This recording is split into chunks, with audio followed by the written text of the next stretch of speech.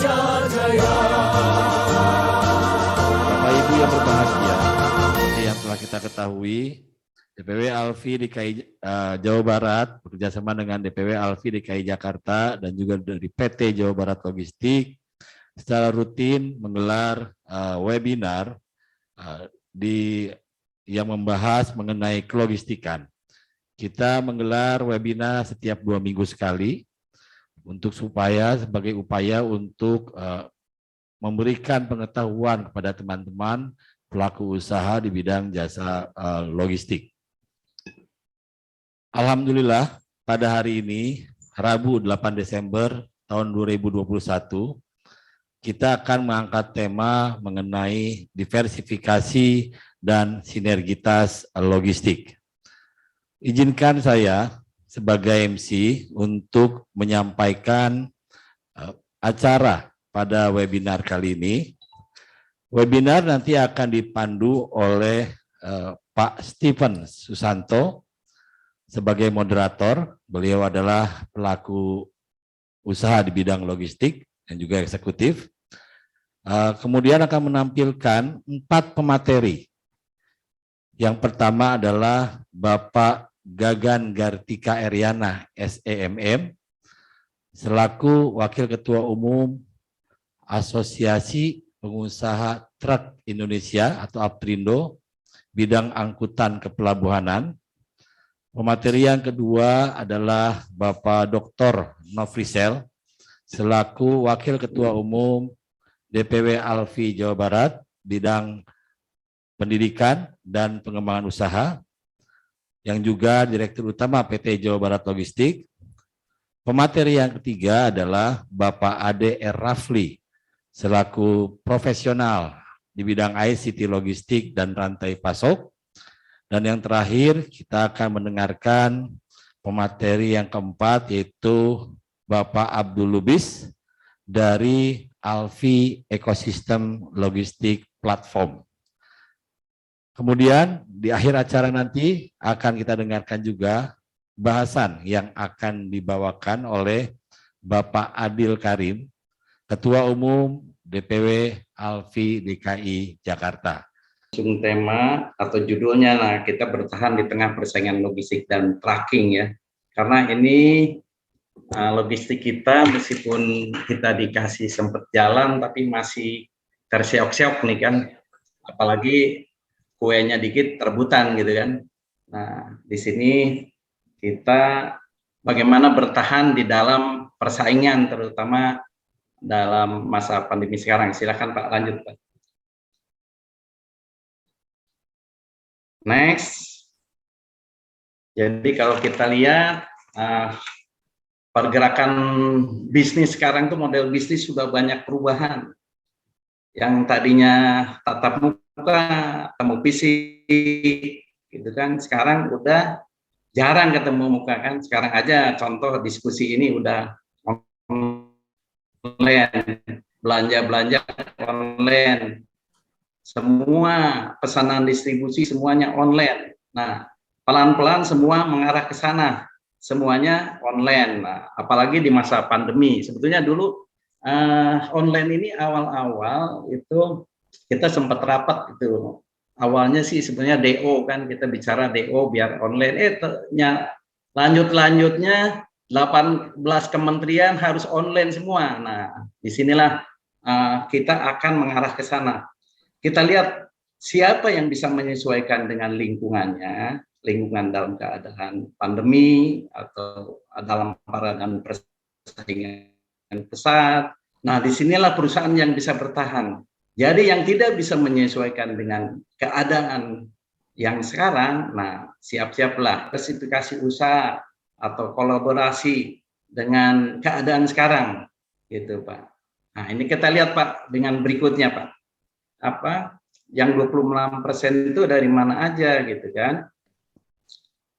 Yang 26% ternyata dari transportasi itu kebagian 12%. Nah, itu anggap paling tinggi di antara yang lainnya.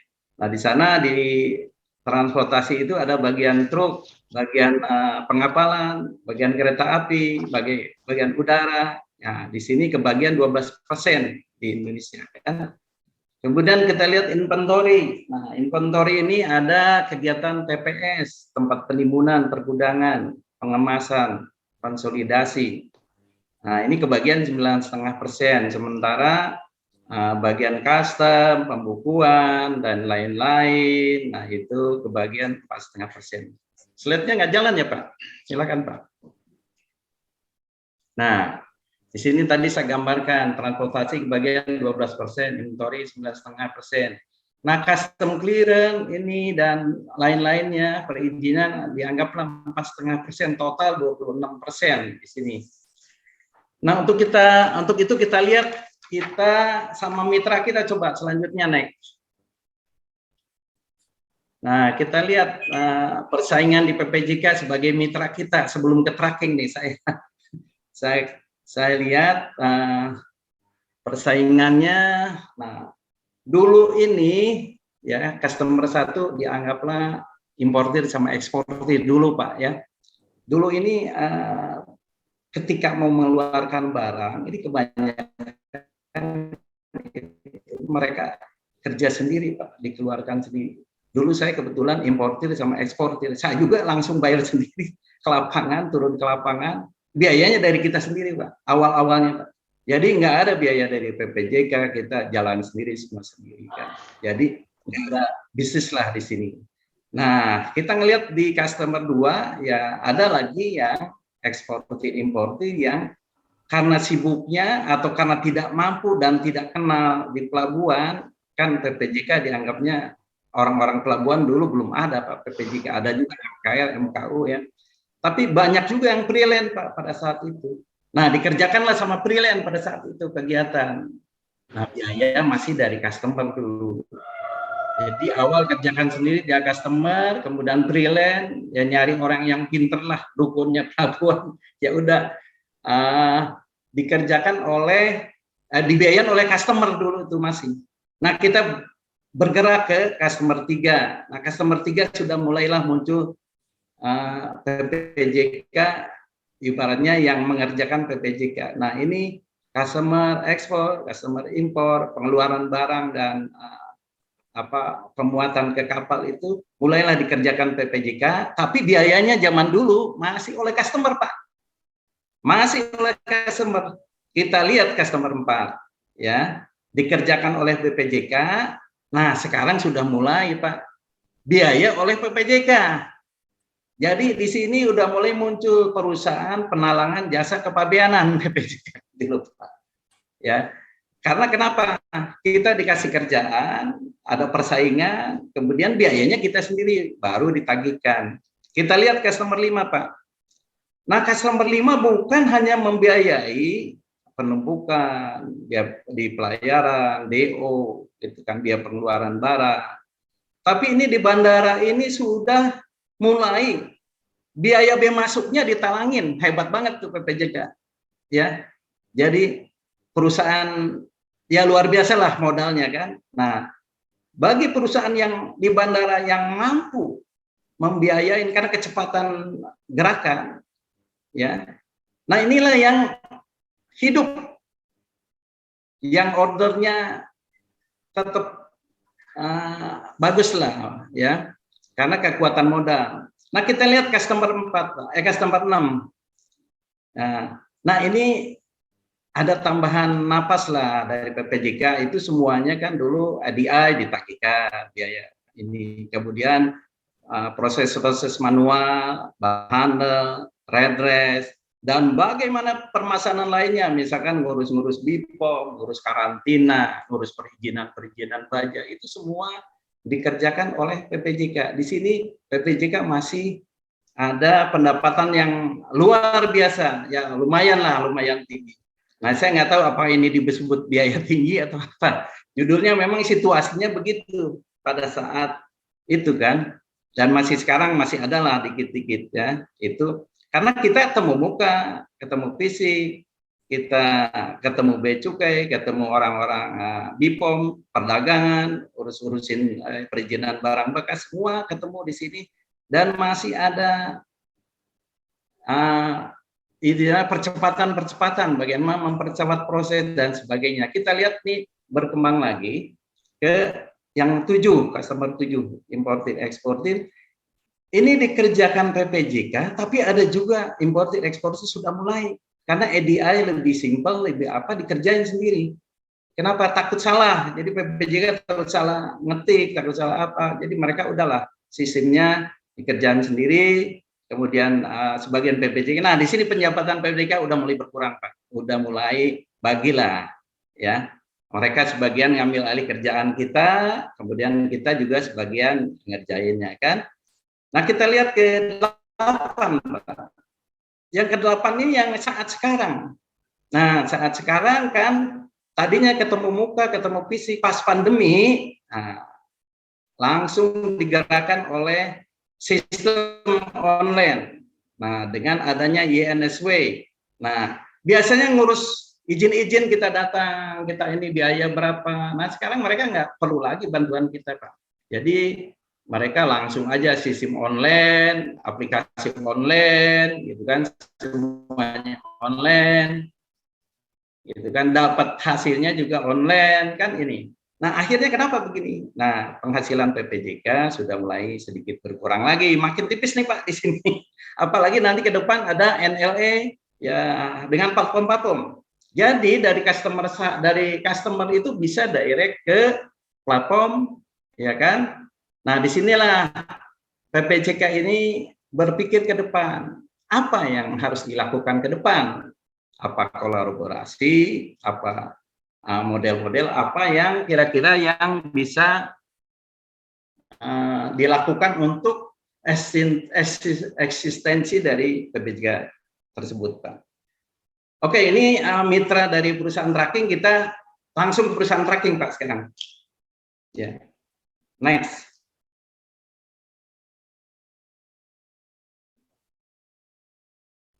Mohon izin nih sambil minum. Kita lihat persaingan di tracking, Pak. Jadi dulu ini tracking ini rajanya logistik, Pak. Jadi pada saat dulu tracking ini harus tunai. Jadi ketika kita booking tracking bayar tunai.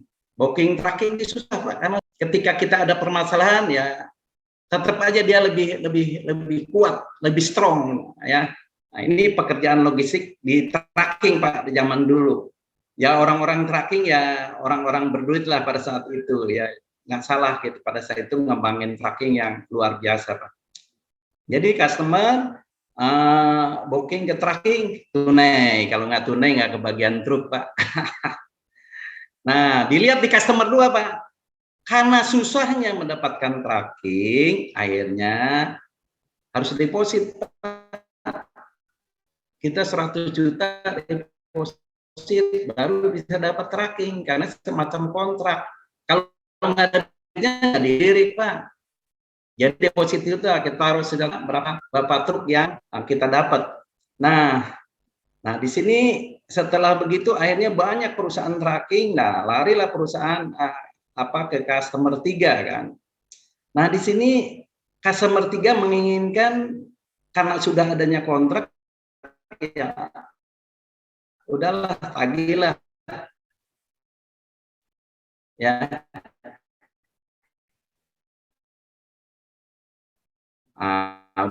2 minggu sebentar naik ya, untuk biaya trackingnya ditagih. Nah, kita lihat ke customer 4, Pak. Nah, ada lagi yang di sini sudah mulai terbagi, Pak. Saking susahnya nyari truk, di antara PPJK ada mulailah investasi kendaraan truk. Beli truk. Karena booking tracking itu susah. Akhirnya terbagi nih. Ada direct ke tracking, ke perusahaan truk murni, ada direct ke PPJK.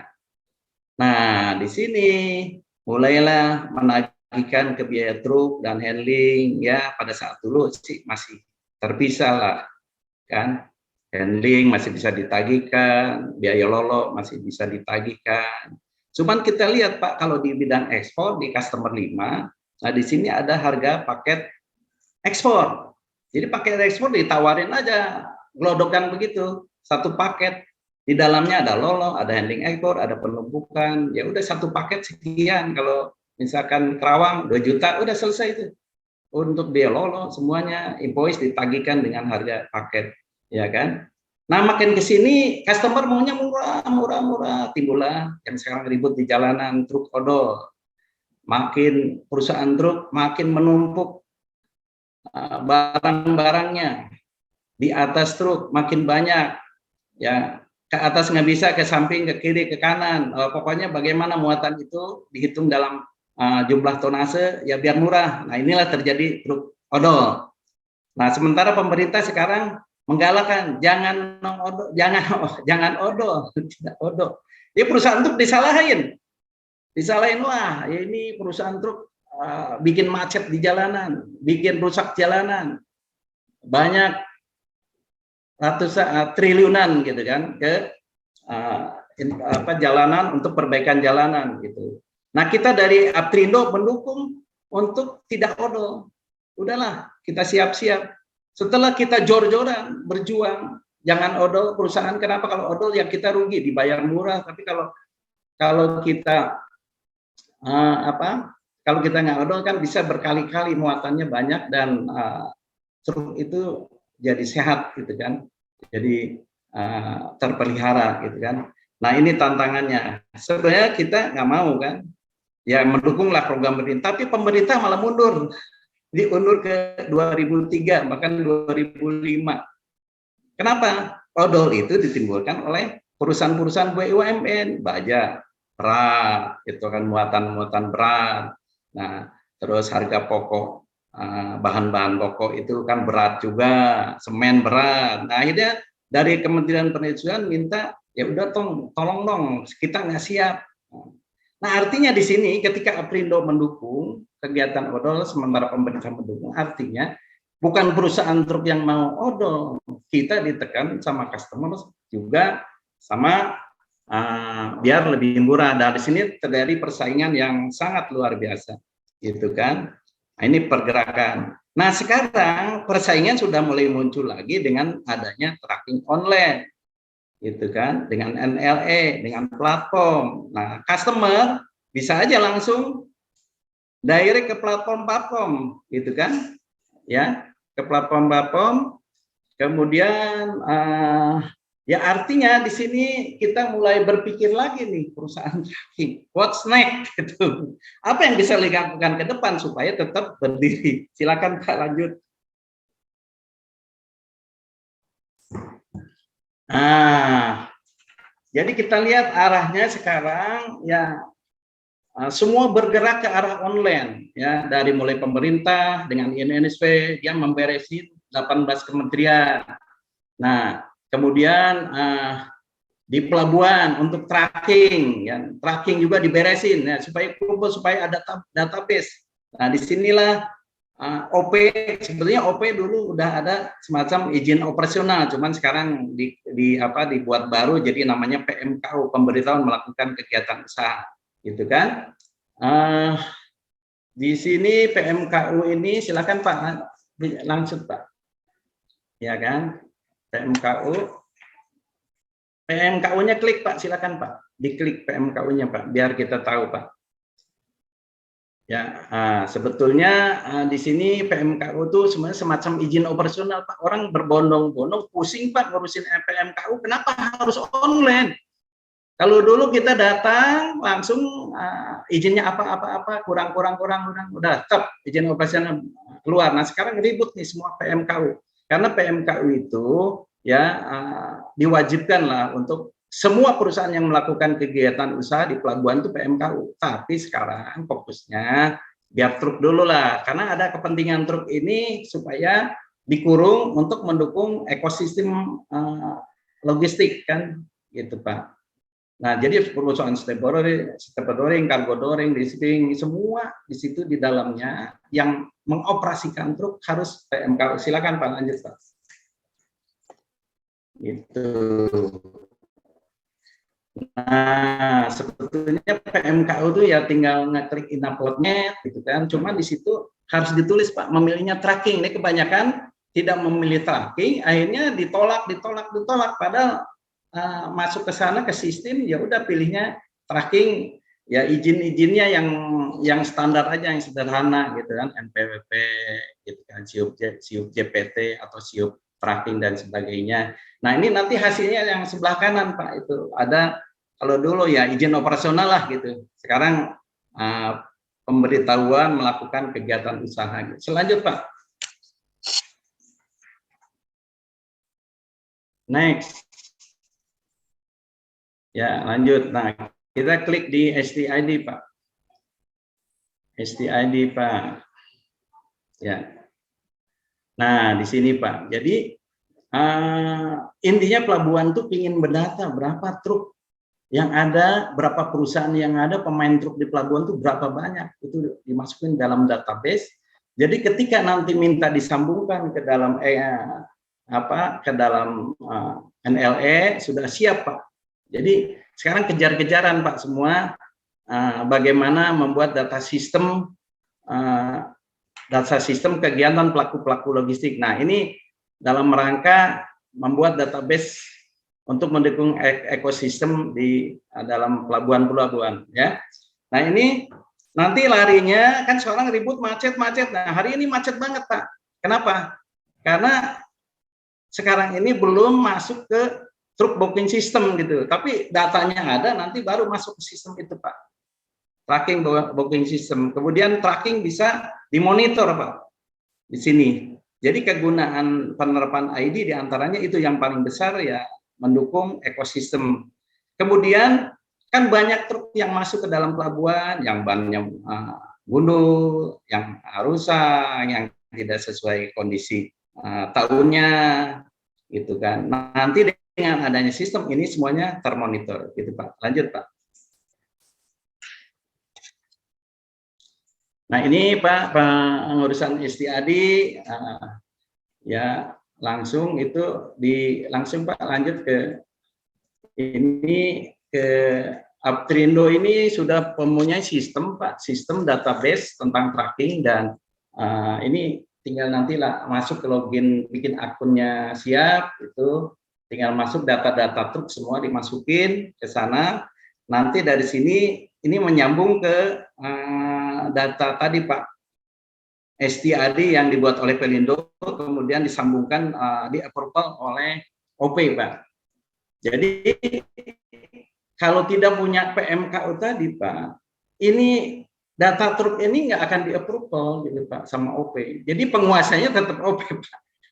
Meskipun sistemnya ada di dalam siap Aptrindo. Aptrindo juga punya database, Pelindo database, ya si OP juga punya database. Lanjut Pak.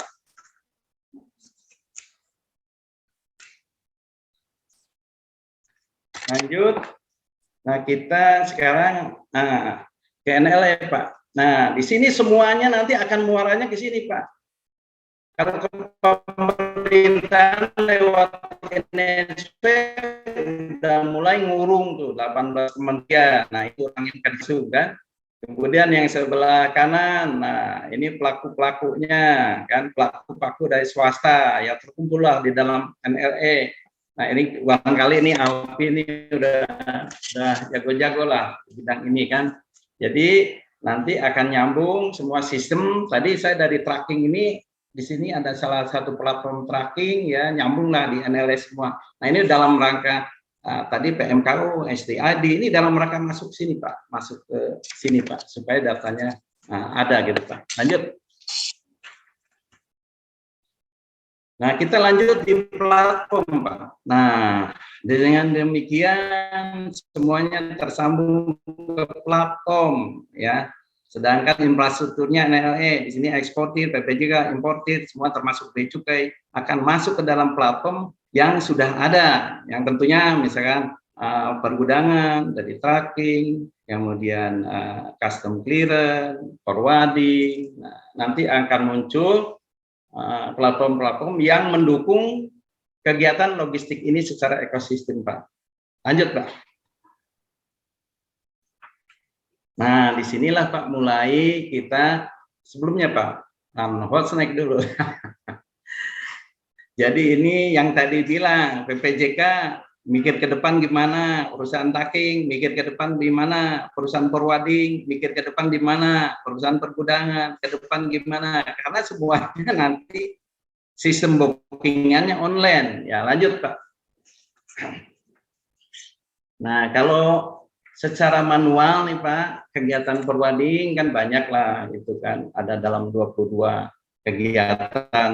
Nah, kita tinggal milih lah diversifikasinya mau kemana ya, mau ke apa, di sini misalkan ke asuransi, klaim asuransi, pengukuran, gitu, penimbangan. Soalnya ini banyak banget Pak, saya 22, silakan. Nah ini kalau diambil satu-satu ini luar biasa kegiatan Alpi ini kan, ya mohon maaf. Nah sekarang kita ini hanya secara diversifikasi pengembangan aja.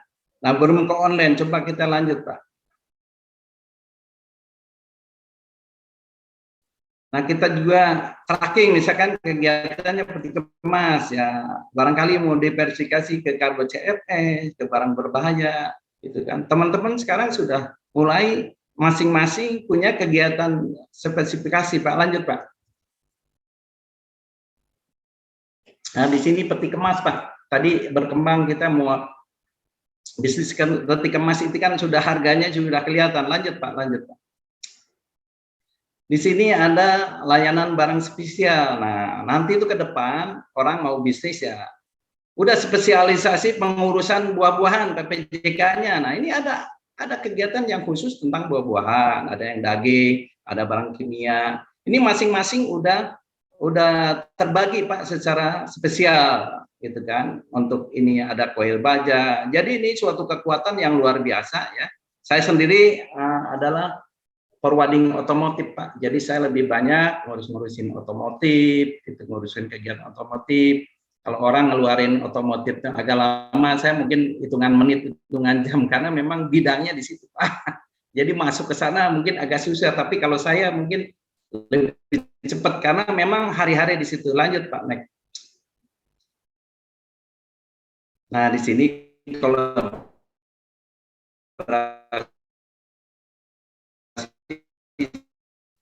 sinergi ya, bisa perusahaan grup perusahaan yang online yang difasilitasi Alpi, Aprindo dan sebagainya Pak. Silakan lanjut Pak.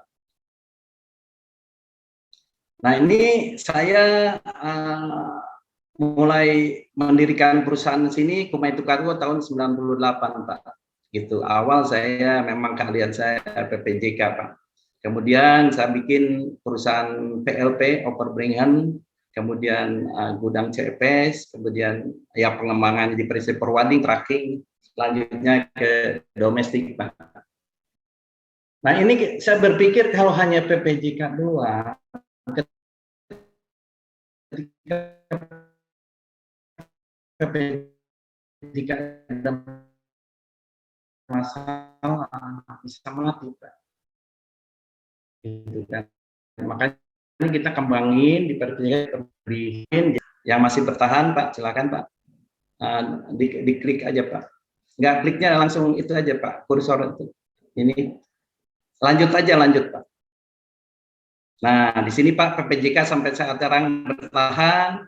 Nah, ternyata Overbringan sudah mulai tutup Pak. Itu zaman dulu pelabuhan kan bagi-bagi pekerjaan ya. Kenapa lapangannya dia malas ngerjain Pak, zaman dulu malas ngerjain OB-OB-an lah, kita lah yang ikut kerja OB-OB-an kan, pindahin barang dari terminal ke lapangan ya. Itu tahun 99 luar biasa. Nah, banyaknya Pak itu kan pekerjaan itu.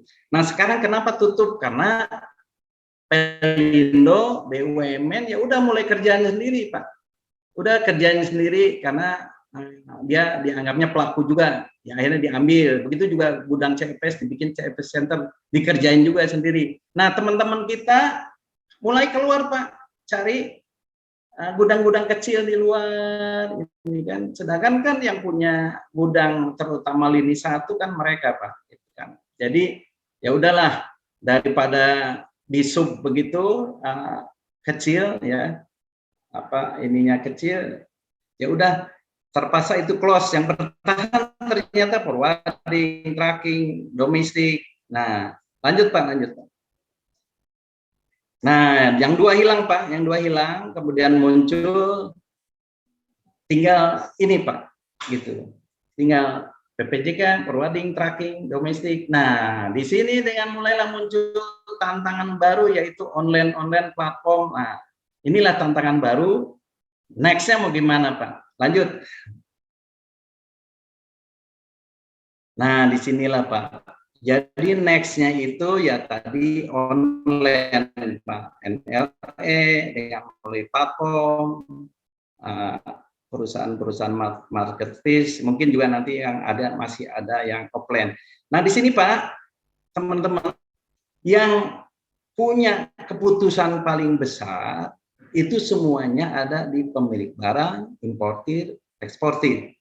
Nah, pemilik barang ini larinya mau kemana? Apa mau masih ke perusahaan seperti sekarang, offline, perusahaan existing? Ya teman-teman tanya, Pak Gagan, udahlah, apa masih bisa offline, masih bisa nunjuk importer? Ya bisa lah Pak, gitu kan. Ya ini kan pilihan, kan. Gojek juga ada yang online, ada yang mau di gang, ambil-ngambil begitu aja, kayak di bandara ya ambil, ya itu banyak masih offline, masih jalan lah, kan gitu kan.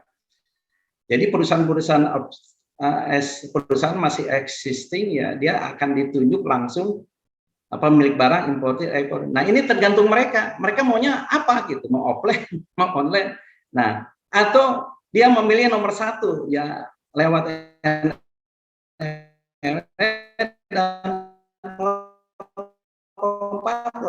nah di sini terdiri platform yang itu akhirnya terjadi mana yang bisa lebih murah gitu kan, pergerakannya masa misalnya dari cepat lebih cepat, kemudian pelayanan cepat, aman, informatif dan aplikatif. Nah ini tergantung pilihannya sama mereka gitu kan. Nah cuman sekarang ini masih ada kendala, contoh lah customer saya ini dia udah EDI sendiri, semua sendiri, kan udah disiapin, bayar juga udah bisa sendiri. Tapi kenapa dia masih memilih kita, Pak? Masih memilih langsung gitu loh. Kenapa? Kan udah ada aplikasi, tinggal klik platform masuk ke sana kan. Ya udah, giliran usaha kita ya mungkin nggak ada kerjaan lagi kan gitu kan. Tapi kenyataannya nggak begitu, Pak. Kenyataan tidak begitu. Akhirnya mereka berpikir, Pak, kalau langsung berarti dia harus dibayar langsung, penumpukan langsung, semua langsung, dia masuk langsung. Nah ini mikir juga mereka Pak. Nah mereka ternyata dia condong kenapa milih perusahaan-perusahaan kita ini bagi teman-teman kenapa ya? Karena kita ada dana talangan Pak. Tadi perusahaan penalangan jasa kepabeanan kita ada talangan. Nah talangan inilah yang membuat mereka enggan langsung ke platform gitu. Ada dana talangan gitu kan, kemudian pembayarannya atau paymentnya, nah ini ada yang sebulan 2 bulan bahkan ada yang 6 bulan Pak gitu kan. Ini ada teman-teman saya yang bisa sampai ke sana akhirnya semua kerjaan diborong sama mereka. Jadi sini Pak kuat-kuatan, murah-murahan, cepat-cepatan, aman gitu kan, mampu ditekan. Nah inilah perusahaan-perusahaan yang sekarang nih PPJK ya harus dibanggakan ya mampu bertahan, yang masih mampu bertahan. Baik Pak.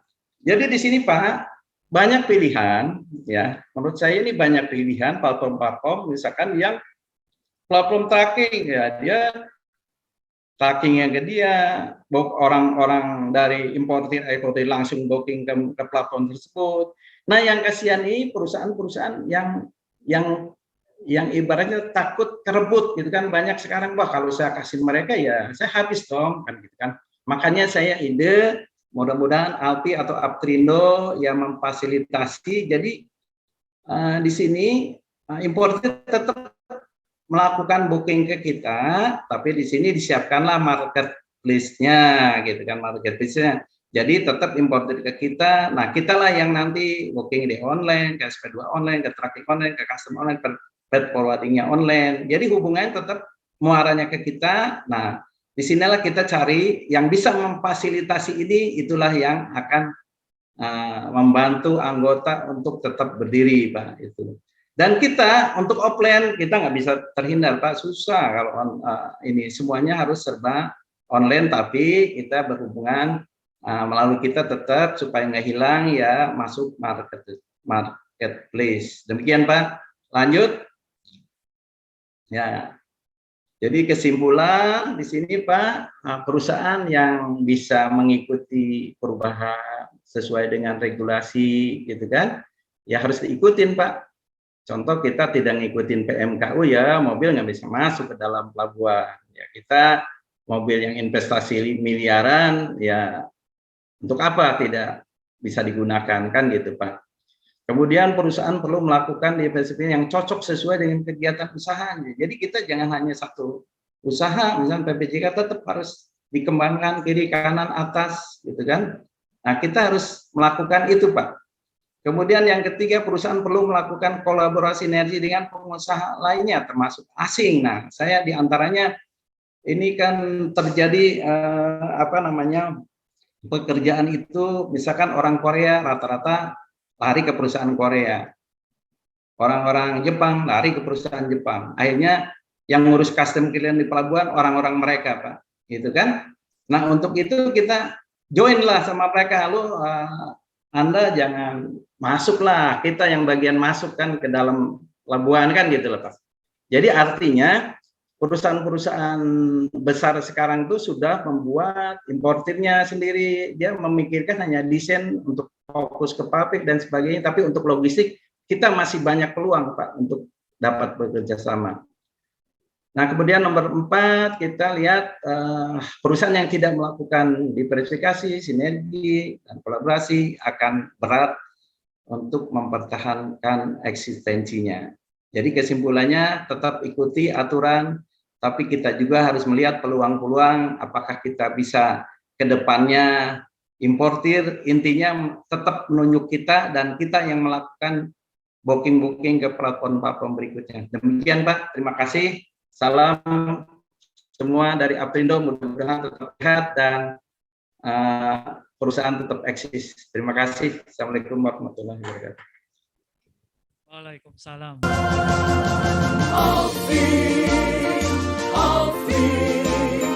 Kitalah patriot bangsa, bersama bekerja membangun negara, jaga arus barang tanpa henti. Alfie, ayo maju, junjung tinggi kehormatanmu untuk negara Indonesia Jaya.